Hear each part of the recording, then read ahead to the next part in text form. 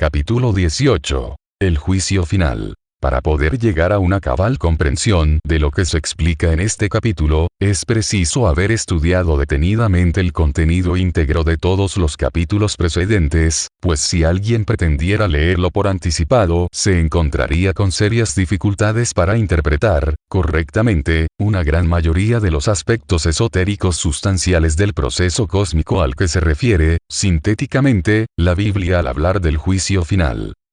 Y como en todo ese proceso van a jugar un papel de trascendental importancia los superhombres del reino de Mund, quien leyera esta parte del libro sin haber conocido cuanto se explica en las partes anteriores, se encontraría sin base ni razones para comprender cuanto vamos a detallar ahora con relación al final de los tiempos que empieza a desarrollarse en los días que estamos viviendo. Sus causas. En primer lugar, debemos recordar, en toda su magnitud, la esencia pura de la misión crística. El sublime Espíritu de Cristo descendió a la tierra para sentar las bases en que habría de sustentarse una nueva civilización, la transformación total de un mundo y de una humanidad.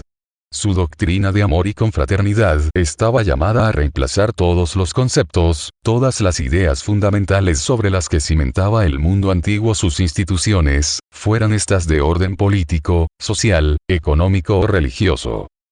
La humanidad de este planeta había conocido el desarrollo de vanas razas. Había vivido en diferentes formas de organización, y desarrollado numerosos niveles de cultura. Sus creencias religiosas pasaron, también, por múltiples aspectos en la progresiva evolución que ya todos conocemos. Las costumbres y normas de vida y de relación entre los seres humanos, alejándose del salvajismo y de la barbarie, requerían, ya, bases de moral más elevadas, conceptos más puros y avanzados, instituciones más perfectas, para encauzar a este mundo hacia niveles superiores de civilización. Y dando el ejemplo con su vida y con su muerte, dejó Cristo en la tierra el nuevo mensaje, el mandamiento de amor y de confraternidad en que resumía toda la ley antigua, llamando a los hombres a considerarse y tratarse como hermanos. Así marcaba el nuevo paso que esta humanidad habría de dar para subir a los niveles de la vida donde pudiera realizarse la gran transformación de este planeta en morada propicia en la que fuera posible establecer su reino de amor y de armonía. Van a cumplirse 2000 años y ¿cuáles son los resultados? Avanzó, positivamente, nuestra humanidad, por el sendero luminoso que aquel maestro le trazara. Una observación detenida y minuciosa del panorama actual basta para darnos la respuesta. Y esa respuesta, salvo muy contadas excepciones, ejemplos que por la enorme desproporción, al compararlos con la generalidad resultan pequeños y escasos, nos demuestra un balance negativo y una lamentable pérdida de tiempo que pudo ser mejor aprovechado, si la mayoría de esta heterogénea humanidad no hubiese persistido en afirmarse en tradicionales errores, fruto de las bajas pasiones tan arraigadas en casi todos, y que al final de este ciclo son las verdaderas causas que, en la cuarta dimensión y planos superiores, generan hoy los efectos fenoménicos del proceso evolutivo que tratamos de explicar. Al ocuparnos de la cuarta dimensión en los capítulos precedentes, explicamos, aunque someramente, es necesario para comprender cómo se desenvuelven y actúan las fuerzas y energías de ese plano cósmico, o mundo del alma, que gobierna, invisiblemente, toda la vida en nuestro planeta. Su estudio y conocimiento prueban que, en verdad, en esos planos de la naturaleza, imposibles de captar por los 5 sentidos comunes, pero directamente accesibles por el sexto y demás sentidos, aunque lo nieguen los materialistas, tienen lugar todos los fenómenos de acción y reacción que operan las grandes fuerzas cósmicas directivas de la vida en los planos físicos de la materia o mundo visible. Y si en este se generan fuerzas negativas, fenómenos de desequilibrio que rompan la necesaria armonía del conjunto, las reacciones, lógicas y naturales de tales desequilibrios y desarmonías, serán tanto más grandes cuanto sean la magnitud y alcances de los errores cometidos. Es lógico pensar que pueda establecerse un mundo de paz y de amor, universalmente extendido y unánimemente aceptado y puesto en práctica, por nuestra humanidad. Podrían reinar la armonía y el perfecto equilibrio en la Tierra, tal como hoy se encuentra. No es verdad que la violencia, la codicia y el odio acaparan al mayor número de sus habitantes y aumentan, día a día, en intensidad y en todas las múltiples expresiones de su destructora furia. Lejos de tender a la unión fraternal, los hombres y los pueblos se separan más y más, divididos por las ideas políticas, por la economía y hasta por las mismas religiones. La experiencia terrible de las dos guerras mundiales que sufriera en este siglo nuestro mundo, lejos de haber sido lecciones elocuentes para un definitivo acuerdo entre todas las naciones, fue a manera de laboratorio gigantesco en donde se buscaron nuevos elementos y técnicas de destrucción, en el satánico afán de exterminio que hoy nos lleva, inexorablemente, al estallido cercano de la última conflagración general que se produzca en el planeta. Sabemos, perfectamente, cómo se está preparando la Tercera Guerra Mundial. Ya se perfilan, con toda claridad, los contendientes. Las tres más grandes potencias mundiales poseedoras de fuerza atómica y termonuclear, se aprestan, febrilmente, para el dantesco encuentro. Pero la fértil imaginación del Dante no llegó, ni llegaría, jamás, a vislumbrar lo que será, en verdad, el choque final de los titanes mundiales que hoy se disputan el dominio absoluto del planeta. De nada valen las diplomáticas y superficiales entrevistas y conversaciones de estadistas, que, en el fondo, solo alcanzan a realizar acuerdos incompletos, ambiguos, muchas veces débiles, y al final, estériles, porque no logran, ni lograrán obligar a todos los pueblos a un desarme efectivo, mundial, verdaderamente total, y ese desarme no puede lograrse, porque siempre reina la desconfianza, generada por el convencimiento general de la ausencia de una moral elevada que permitiera a los hombres cambiar de métodos y de estructuras en la pacífica convivencia internacional. Y esta misma convivencia no sería posible, mientras no desaparecieron las fronteras y los nacionalismos.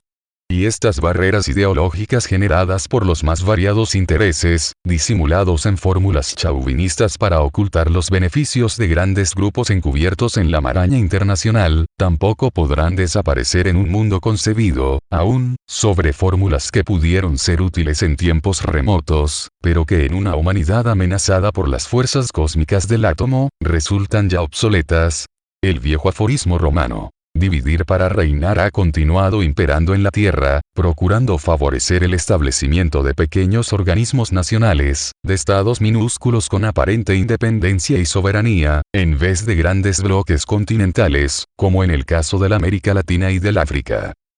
Si las antiguas colonias hispanas, al separarse de Esparta, hubieran constituido una gran confederación, ya que tenían todas las condiciones que geográficamente, y dentro de una misma historia común, poseían la misma lengua, las mismas costumbres y tradiciones, la misma raza, la misma religión, el mismo origen y los recursos económicos similares, para haber formado un poderoso Estado, no se hubieran dividido, otro habría sido el porvenir de las jóvenes repúblicas hispanoamericanas al haberse unido en una sola y gran nación.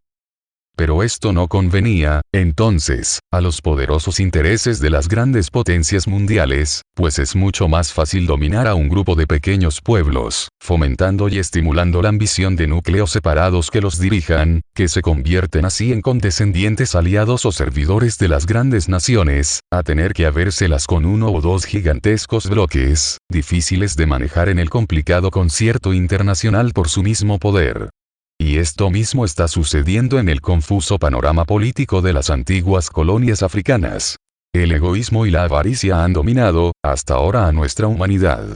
Y si sumamos la soberbia, la envidia, el odio y la lujuria, cuyas poderosas influencias están manifestándose con caracteres cada vez más alarmantes en todos los pueblos de la Tierra en el presente siglo, tenemos que rendirnos a la evidencia del fracaso de nuestra actual civilización en los campos de la moral, de la superación intelectual, mental y espiritual, que pudieran permitir, a corto plazo, un cambio substancial de estructuras y de conceptos ideológicos favorable para el ideal crístico del advenimiento de un reino universal de paz, de amor y de armonía fraternal en el planeta. El asombroso desarrollo científico y técnico de los últimos lustros de esta centuria, lejos de acercarnos a ese ideal, nos muestra, peligrosamente, el encauzamiento de la inteligencia en este mundo hacia un tipo de humanidad gobernada por seres similares al superhombre imaginado por el filósofo alemán Federico Nietzsche. El fantasma de supersabios dotados de un enorme poder científico, pero desprovistos de toda consideración moral o sentimiento humano elevados, que usarían de su ciencia para dominar al mundo y convertir a los millones de habitantes de la Tierra en simples muñecos vivientes, esclavos inconscientes de un reducido grupo de superhombres nietzscherianos, que tendrían poder absoluto sobre la mente y la voluntad de todos los seres, convertidos por su satánica ciencia en verdaderos robots humanos. Tan aterrador panorama no es ya un mito. Puede ser alcanzado en solo 20 hartos más. Ya se conoce, en el secreto de los laboratorios militares, sustancias que pueden lograr tan diabólicos resultados. Se ha llevado a cabo experimentos que permiten calcular el dominio de la mente y de la conciencia de los habitantes de ciudades enteras, aunque sean tan grandes como Nueva York o Tokio. Y se estudia el alcance de tales efectos, que todavía serían por periodos transitorios, mientras dure la acción tóxica de aquellas sustancias, para lograr métodos más refinados capaces de asegurar, con toda garantía, la transformación de la personalidad o control permanente de la vida psíquica del sujeto a largos plazos. ¿Cuánto demoraremos para presenciar o sufrir los resultados macabros de tan abominables propósitos?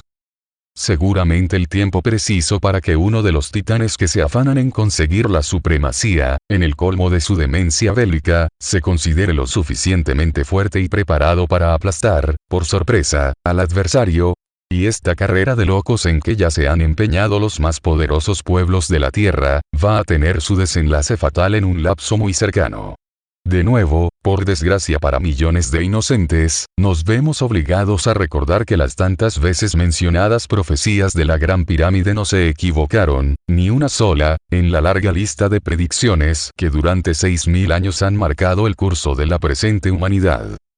Y que en ese misterioso monumento de granito rojo se señala el año de 1975 como el comienzo de la diabólica crisis,